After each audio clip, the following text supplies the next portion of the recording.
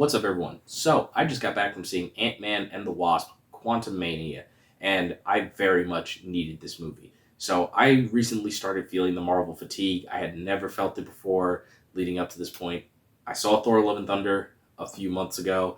I didn't make a review on it, but I hate that movie. It is my least favorite movie made by the MCU in its entirety. It's down there at the bottom, below Captain Marvel now, and I can't stand it. And after seeing that movie, I started feeling the Marvel fatigue. I was like, you know what? Maybe they should have ended after Endgame because like they don't really have a clear direction here. I don't really like what they just made with this movie. I don't know what they're gonna do, and I was very skeptical of Black Panther: Wakanda Forever. I saw Black Panther: Wakanda Forever. I enjoyed it. However, it's a very emotional, character-driven movie. Which don't get me wrong, I'm happy Marvel did something like that. I'm glad they are taking risks and trying different assets in movies rather than just like a generic superhero movie with a guy that knows kung fu. I'm happy they're branching out, and I don't want them to not. Don't take this the wrong way. But like, that was an emotional taxing movie. So going to see Ant-Man and Wasp: Quantumania, I sat down in the theater and I just had a blast from beginning to end. Like everything was just really fun. I know a lot of people have been dogging the effects and everything, but like I didn't really have the problem. I thought the movie looked kind of nice. Granted, it does feel like it was filmed all on green screen because like it probably was, but I don't know. I like the way it looked. Like everything was like weird and sci-fi and like I don't know. I just found it cool. So sue me, I guess. I understand people didn't like the way MODOK looked. It didn't bother me. I'm not a special effects guy, but you could have used different methods to change up his head and everything instead of just stretching it. I know I talked to a couple of my friends about it, and they were saying like it would have been better if they didn't try and like stretch and enlarge the guy's face and just like kind of left it the same, kind of in the same vein as like Mr. Electric from the old Shark Boy and Lava Girl movie. But I don't know. It didn't bother me personally. It just didn't leave me with an uncanny valley thing that a lot of people are sharing. But that's just me, and I can't tell you how to feel about it. But in regards to the rest of the movie, it still feels like an Ant-Man movie despite being the flagship title that is kicking off the new phase of Marvel. And it's off to a strong start, as you can tell from like my mostly positive review leading up to this point. Um, I definitely feel the love and heart that was in the previous Ant-Man movies in this. Some of it could have definitely been explored more, and one gripe I do have with the movie is the mismarketing between the trailer and like the actual plot of the movie. The trailers make it seem like Scott is going to pull a heist for Kang in order to gain the missing time that he lost from when he was gone for the 5 years and Cassie had to grow up on her own. Well, not 5 years. Was it 5 years? Yeah, the 5 year gap between the end of Infinity War and Endgame. So it made it seem like he was going to pull a heist to get that time back, but in reality, that's not what the plot is. It's more like Journey of the Center of the Earth meets Star Wars and features Ant-Man.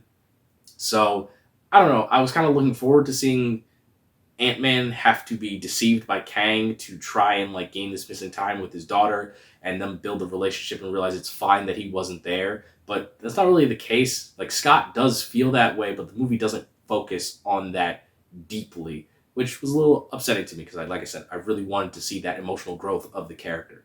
But nevertheless, I did have a really fun time with it. And speaking of a fun time that like just left me in awe, Jonathan Majors as Kang the Conqueror. Now, this man was already great as the one who remains in Loki, but he kills it here. Oh my damn. Like, people were afraid of Thanos, but people empathized with Thanos because, like, he was a father and his means for what he was doing, not means, reason for what he was doing was understandable. Like, people could get behind why he decided and reached the conclusions that he did.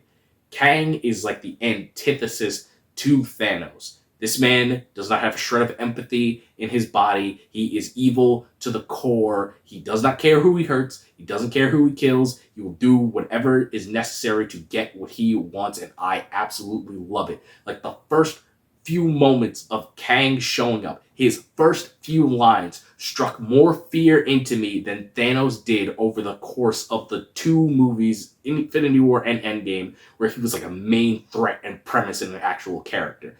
That's how good Jonathan Majors is in this role, and I cannot wait for him to come back and do more variants of Kang, and obviously return as the big bad wolf himself, Kang the Conqueror.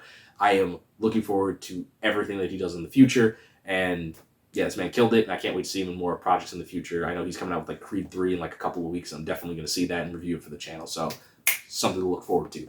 But yeah, I didn't really have many gripes. There was like one narrative gripe I had with Ant-Man and the Wasp: Quantumania, but I'd have to go into spoilers to say what it was. It's just mainly a way with them escaping the quantum realm. Like, there was some logical gaps there, but that's not uncommon in Ant-Man movies.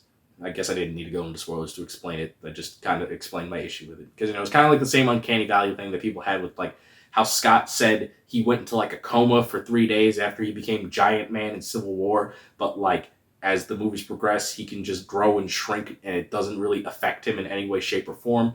Which you could chalk that up to kind of the Iron Man effect, where, like, every time Tony lost a fight, he upgraded his suit so that previous issue wasn't a problem anymore. You could arguably say that Hank and Janet upgraded the Ant-Man and Wasp suits so that those issues wouldn't be a problem anymore going into the future. But there isn't a visible way to see, like, the upgrade that they would have made to the suits given those issues. But yeah, nevertheless, I really liked Ant-Man and the Wasp: Quantumania. I would definitely go see it again.